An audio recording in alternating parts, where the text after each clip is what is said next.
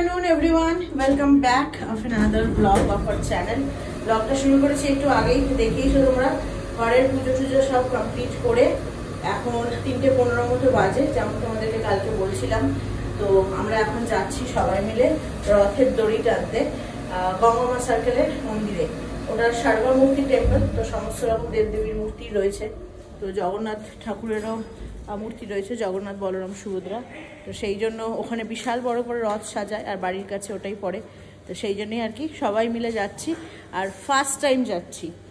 এত বছর ব্যাঙ্গালোরে, মানে 8 বছরের মধ্যে আমি কোনোদিনও যাইনি এই দিনটাতে ওখানে। তো প্রথমবার আজকে।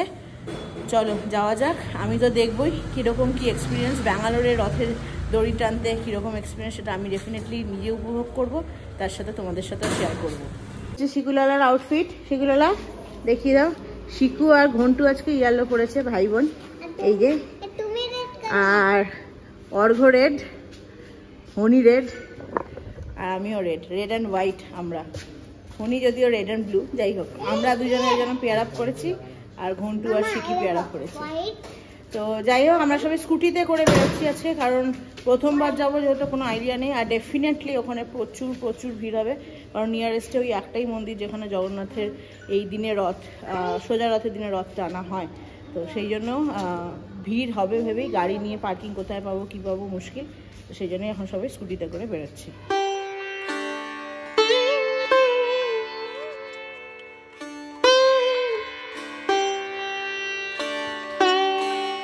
আমরা গঙ্গামা সার্কেলে তো পৌঁছে গেছি, আর রথযাত্রাটাও শুরু হয়ে গেছে ওদের।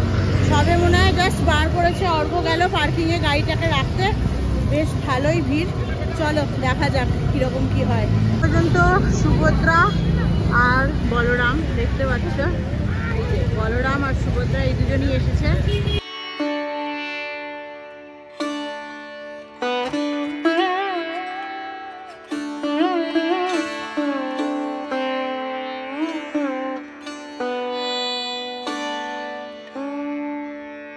প্রভু জগন্নাথকে তো এখনো পর্যন্ত আনেনি, আর রথটাও তোমাদেরকে একবার ঘুরিয়ে দেখিয়ে দিলাম। ওরা এখনো ডেকোরেশনের কাজ করছে, চাঁদোয়া টাদোয়া টাঙানো চলছে, আর ফুল টুল দিয়ে সাজানো চলছে। তো এখন একটু মন্দিরের ভেতরে যাচ্ছি। আমি তো রথের এখানটা এসে ভিডিও করছিলাম, অর্ঘরা এর মাঝে কোথায় হারিয়ে গেছে বুঝতে পারছি না। তো দেখি একটু মন্দিরের ভেতরে গিয়ে প্রভুর দর্শন করে আসি, তারপরে তো এখানে আসবোই। রথ আমি দেখে ভেবেছিলাম ওদের বেরিয়ে গেছে, বাট রথ বার করেছে কিন্তু সাজানো চলছে, এখনো রথে দড়িতে টান পড়েনি।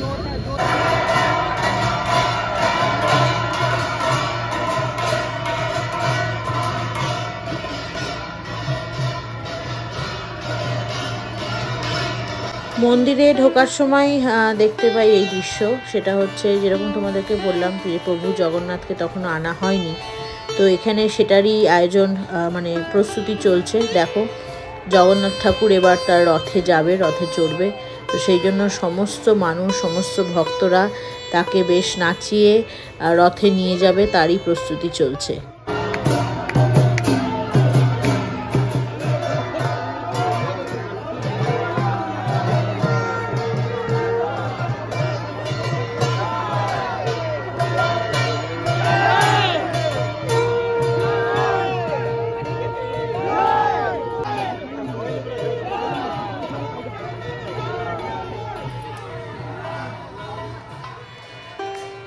মন্দির থেকে বেরিয়ে রথে ওঠার আগে চলছিল প্রভু জগন্নাথের প্রদক্ষিণ রথের চারপাশে। তো প্রত্যেকে দেখতেই পাচ্ছ যেরকম সামনে খোল করতাল বাজানো, তার সাথে সাথে গঙ্গা জল দিয়ে রাস্তা শুদ্ধি করে, প্রভুকে হাওয়া দিয়ে নৃত্য করে সবাই মিলে প্রভু জগন্নাথকে রথের চারপাশে প্রদক্ষিণ করাচ্ছে। আর প্রভু জগন্নাথের সাথে সাথে প্রভুর অগণিত ভক্ত এবং সেবায়িতরা প্রত্যেকে রথটাকে প্রদক্ষিণ করছিল। তো একটা অপূর্ব দৃশ্যর সাক্ষী হলাম বলতে পারো, মানে কীরকম যে লাগছিল বলে বোঝানো সম্ভব নয়। 3 বার প্রদক্ষিণ করার পরে পালা প্রভুর এবার রথে চড়ার। তো এখানে যেমন দেখছো তোমরা, সবাই মিলে প্রভুকে এবার তুলছে রথে।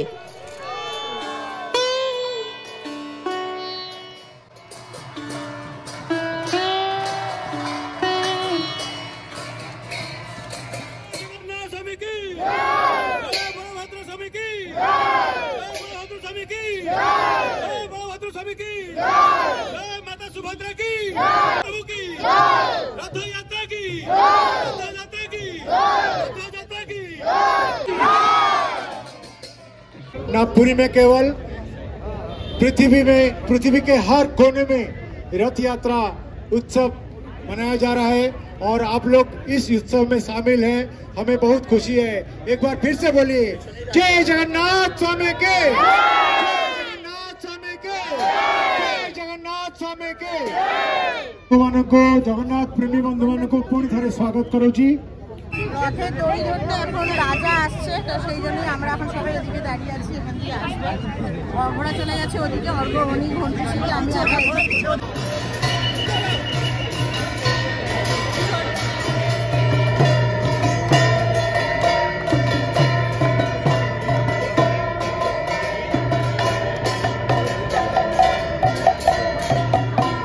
जय जगन्नाथ स्वामी के, जय जगन्नाथ स्वामी के, जय जगन्नाथ स्वामी के।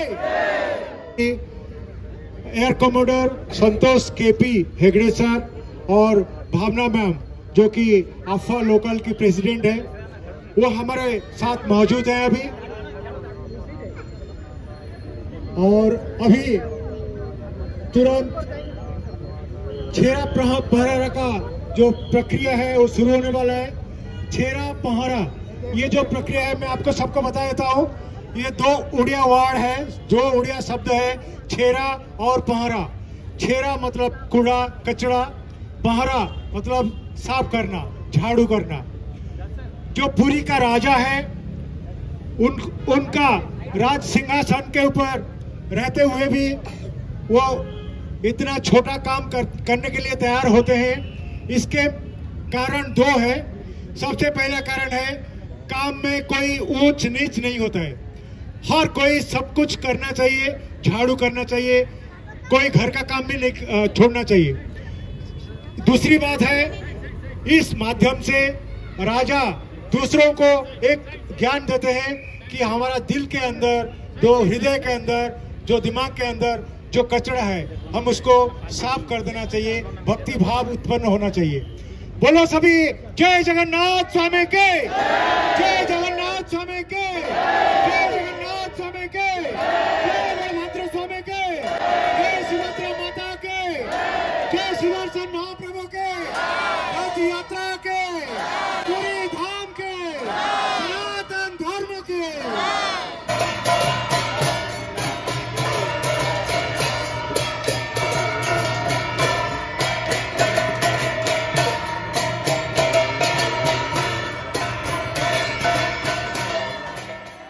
পণ্ডিতজি আমাদের যেমনটা জানালেন কি রথ বেরোনোর আগে পুরীতে একটা প্রথা চালু আছে, ছেঁড়া পাহারা, মানে ঝাড়ু দিয়ে সমস্ত নোংরা আবর্জনাকে সরিয়ে দেয়, তারপরে রথ বার হয়। আমাদের এয়ারফোর্সের দুজন স্বনামধন্য উচ্চপদস্থ ব্যক্তিকে ডাকা হয়েছিল এখানে এবং ওনাকে রাজা হিসাবে বরণ করে নেওয়া হয়েছিল। এবং পুরীতে যেভাবে রথ বেরোনোর আগে রাজা এই প্রথাটি করে থাকে, সেভাবে এখানেও ওনারা এই প্রথাটি করেছিলেন। এবারে শুরু হতে চলেছে সেই বিশেষ কাজ যার জন্য এত মানুষ আজ এখানে জড়ো হয়েছে, সেটা হলো রথের দড়িতে পড়বে এবার টান। এবং এখানকার প্রত্যেকটা মানুষ, যারা এখানকার কমিটি মেম্বার্সরা ছিলেন, এত সুন্দরভাবে এত মানুষের ভিড়কে হ্যান্ডেল করেছিলেন, মানে সত্যি প্রশংসনীয়, কিছু বলার নেই। তো এখন সবাই রথের দড়িতে টান দেবে বলে দাঁড়িয়ে আছে অপেক্ষায়। এবং আমাদেরকে ওখান থেকে দেখতেই পাচ্ছ, রথ থেকে ঠাকুরমশাই বা পণ্ডিতজি ইনস্ট্রাকশন দিচ্ছিলেন কি এখনই যেন আমরা কেউ রথের দড়িতে টান না দিই, তাহলে রথ এঁকে বেঁকে যেতে পারে। এবং নীল পাঞ্জাবি পরে যাদের দেখছো, ওনারা হ্যান্ডেল করেছিলেন ওই সাইডে ছেলেদের লাইনটাকে, আর আমার দিকে মেয়েদের লাইনটাকে হ্যান্ডেল করেছিল সমস্ত মেয়েরা যারা কমিটি মেম্বারসদের মধ্যে রয়েছেন। এবং আমাদেরকে বলা হয়েছিল যে প্রথমে ওনারাই টানবেন রথটাকে, এবং কিছুটা দূর গিয়ে যখন রথটাতে আর কোনো রথ হেলে পড়ে যাওয়া বা বেঁকে যাওয়ার সম্ভাবনা থাকবে না, তখন এক এক করে প্রত্যেক মানুষের জন্য ওনারা দড়িটা ছেড়ে দেবেন।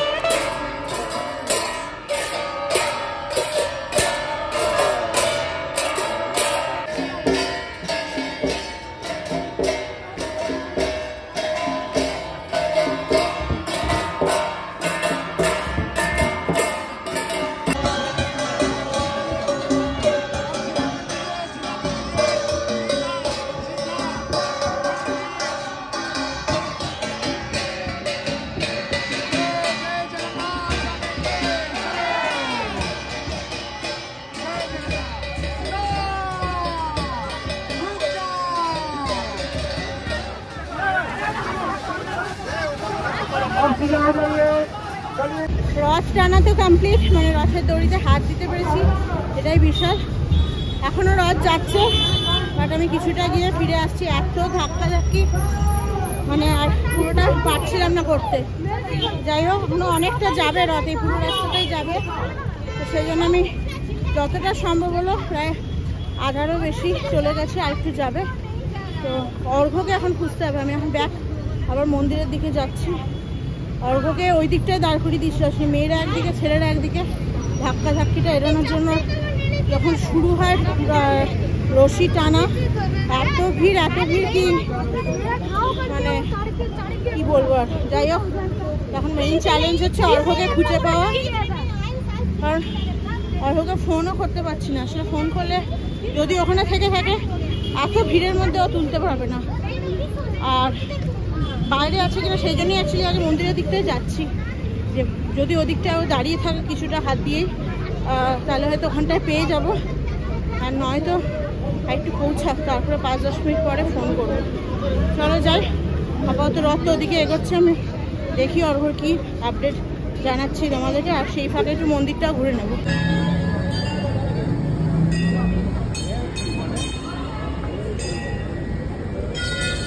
ফাইনালি হনিকে তো আমি দেখতে পেয়েছি, কিন্তু হনি আই থিঙ্ক দেখতে পাইনি। কি গো, পেলে রথের দড়ি টানতে? অর্ঘ্য কি গেছে ওখানে? বাবা প্রচন্ড ভিড়, আমি চলে আসলাম। এইটা হচ্ছে এখানকার মেইন যে ঠাকুর এই মন্দিরে, হলো আম্বে মাতা লেখা আছে, দেখো আরতি হবে।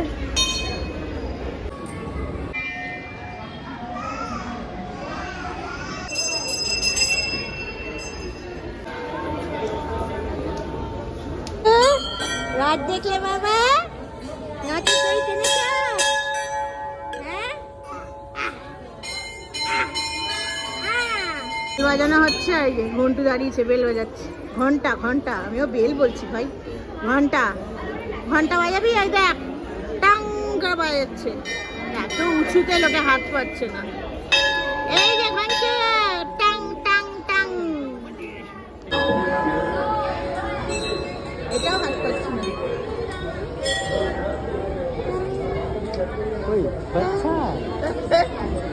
এটা মারতে হয় ধরে। মন্দির দর্শন করা কমপ্লিট, এখন বসে আছি একটু মন্দিরের চত্বরে। আর অর্ঘ্যদের সাথেও দেখা গেছে, অর্ঘ্য শিখি চলে এসেছে, আর ঘন্টু ওদিকে খেলছে। তো ভীষণ ভালো এক্সপিরিয়েন্স আজকে, কি বলবো। এই রথটাকে নিয়ে আমার ছোটোবেলার অনেক স্মৃতি রয়েছে, যেটাকে আমি এখনও পর্যন্ত মিস করি। সেটা হচ্ছে মানে দুর্গাপুজোর সাথে সাথে যদি আরেকটা কিছু মিস করে থাকি, সেটা হচ্ছে এই রথ। আমার বাড়িতে সেভাবে না হলেও ছোটোবেলায় যেমন রথের সেই দড়ি ধরে টানা ছোট ছোট পাওয়া যায় যে রথগুলো, সেটা। প্লাস আমাদের বাড়ির সামনে ছিল জগন্নাথ বাড়ি, এখনও আছে। তো জগন্নাথ বাড়িতে জগন্নাথের শুধু বিগ্রহ, আর বলরাম সুভদ্রা সেভাবে নেই। ছোট বিগ্রহ আছে, বাট বড় করে জগন্নাথ ঠাকুরেরটাই রয়েছে। তো সেই জগন্নাথ ঠাকুর এই রথের দিনে রথে বসে আসতো আমাদের বাড়ির সামনে যে মাঠটা, যেখানে দুর্গাপুজো হয় ওখানে। আর আমার এক স্যার ছিল, যার কাছে আমি জিওগ্রাফি পড়েছি, এবং ভীষণ ক্লোজ রিলেটিভও আমাদের।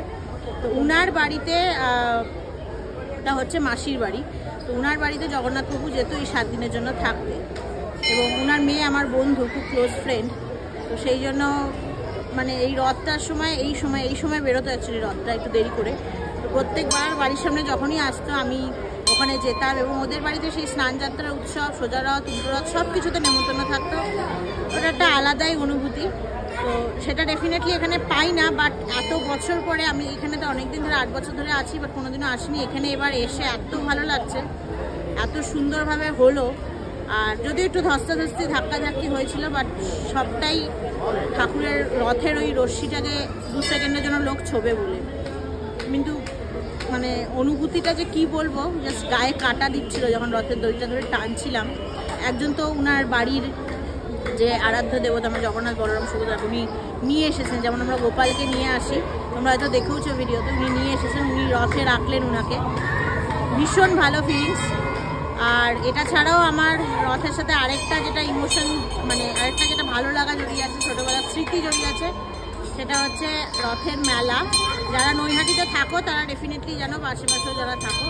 আমি যে কলেজ থেকে পড়াশোনা করেছি বঙ্কিম কলেজ, তার সেই কলেজেরই বঙ্কিম কলেজের ওখানেই যে মাঠটা আছে, সেই মাঠে প্রত্যেক বছর এই রথের 7 দিন টানা মেলা হয়।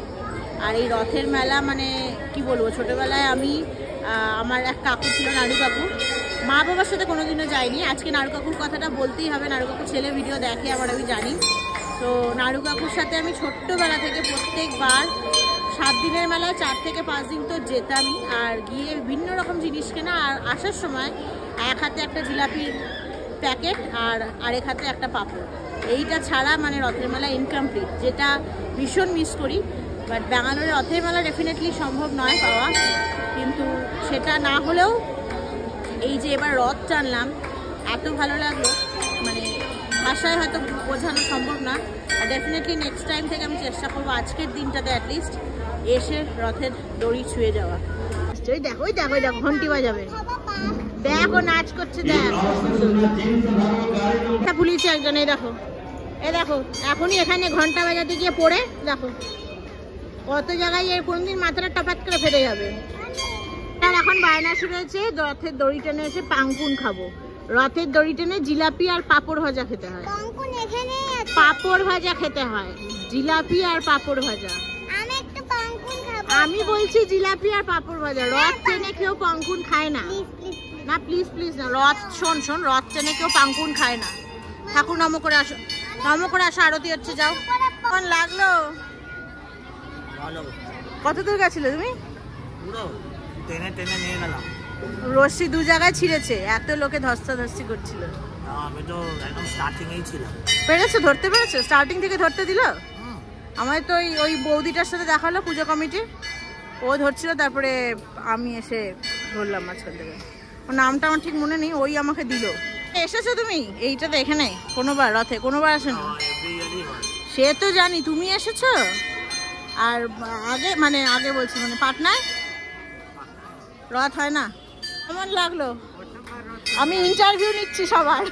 প্রথমবার রথ টানলাম, খুব ভালো লাগলো। প্রথমবার কি করলে? রথ টানলাম। রথ টানলে, দড়ি টানলে, রথের দড়ি টানলাম।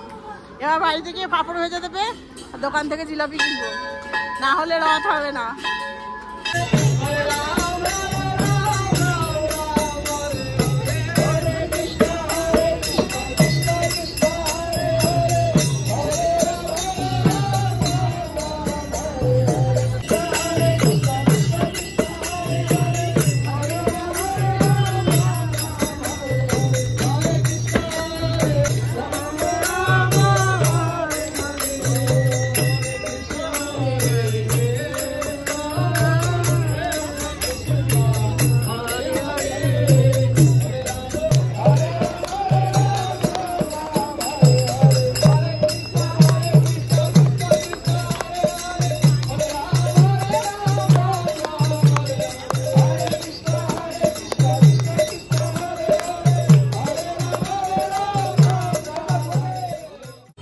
বাজে, তো এখান থেকে ফাইনালি এখন বেরিয়ে যাচ্ছি। বেরোনোর সময় বেশ বাইরে সুন্দর নাম সংকীর্তন হচ্ছিল, ওখানে বেশ একটু নাচা গানা করলাম সবাই মিলে, ঘন্টুও নাচ করেছে, শিখিও করেছে। যাই হোক, এখন বেরিয়ে যাচ্ছি এখান থেকে। আর সাথে আজকের ব্লগটাকে এখানে শেষ করছি। রথের স্পেশাল ব্লগ, রথযাত্রা উৎসব শুরু। কেমন লাগলো তোমাদের আমাদের ব্যাঙ্গালোরে জগন্নাথ মন্দিরের রথযাত্রা উৎসব, রথ টানা? ডেফিনেটলি আমাকে জানিও। সবাই ভালো থেকো, সুস্থ থেকো, আর ব্লগটা ভালো লাগলে লাইক শেয়ার সাবস্ক্রাইব করে দিও। সবাই ভালো থেকো, সুস্থ থেকো, দেখা হবে তোমাদের সাথে খুব তাড়াতাড়ি আরও একটা নতুন ভিডিও নিয়ে। ততক্ষণের জন্য টাটা।